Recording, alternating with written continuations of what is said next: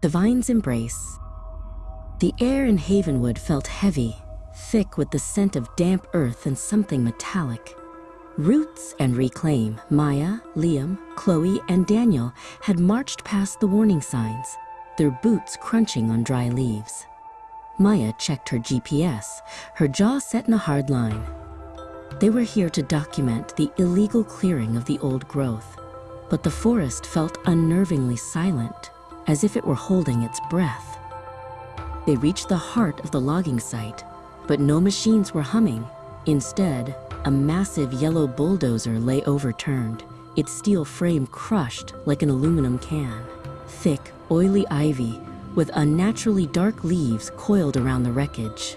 Daniel touched the metal, flinching at how cold it felt. Chloe knelt by the edge of the clearing, her eyes wide as she saw the vines pulsing like a slow, rhythmic heartbeat. A sudden rustle came from the canopy above. Before anyone could react, a whip-like vine lashed out from the shadows.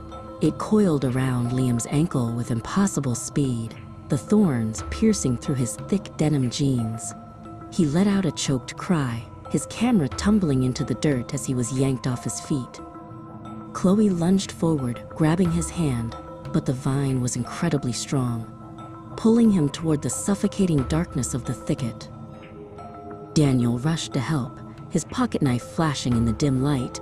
He hacked at the vine, and a dark, viscous fluid, too thick to be sap, sprayed onto his sleeves. They managed to pull Liam free, but the damage was done. On Liam's leg, and spreading rapidly up Daniel's arm where the fluid had landed, black, throbbing veins began to spiderweb beneath their skin. The infection moved with a terrifying life of its own. "We have to get out of here. Now!" Maya shouted, her voice trembling for the first time. But the forest had changed. The path they had taken was gone, replaced by a wall of interlocking branches and that same shivering ivy. Chloe tried to guide Liam, who was stumbling, his eyes glazing over. The trees seemed to lean inward, their gnarled bark shifting into the shapes of screaming faces. Liam collapsed, his body jerking as the black veins reached his throat. He looked up at Maya, his eyes now entirely pitch black.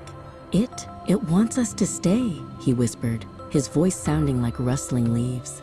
Before Maya could reach him, dozens of small tendrils erupted from the earth, stitching him down to the forest floor. He didn't scream, he simply merged into the green as the ivy swallowed him whole. Daniel let out a roar of rage and pain, the infection on his arm turning into bark-like scales. He shoved Chloe toward Maya, telling them to run. He turned to face the encroaching wall of thorns, using his fading strength to tear at the vines. "Go!" he yelled, even as the ivy began to climb up his chest, wrapping around him in a lethal wooden embrace that crushed the air from his lungs. Maya and Chloe ran until their lungs burned, but the forest was a labyrinth of teeth and thorns. Chloe tripped, a vine catching her hair. When Maya turned to help, she saw the black veins had already reached Chloe's cheeks. Chloe looked at Maya with a haunting, peaceful smile. "It's not so bad, Maya," she whispered. "The forest, it's just lonely." Chloe let go of Maya's hand, stepping back into a hollow tree that closed around her like a tomb. Maya was alone. The silence returned, heavier than before. She pushed through the final veil of thorns and found herself in a clearing dominated by an ancient oak. It was colossal, its roots tangled with the bones of things that had died long ago.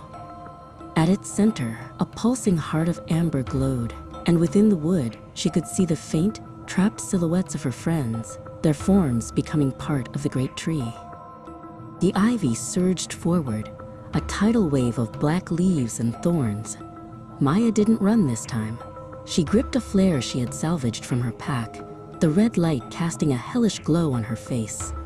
As the first vine touched her skin, she struck the flare against the bark of the ancient oak. "If we stay," she hissed through gritted teeth, "we burn together."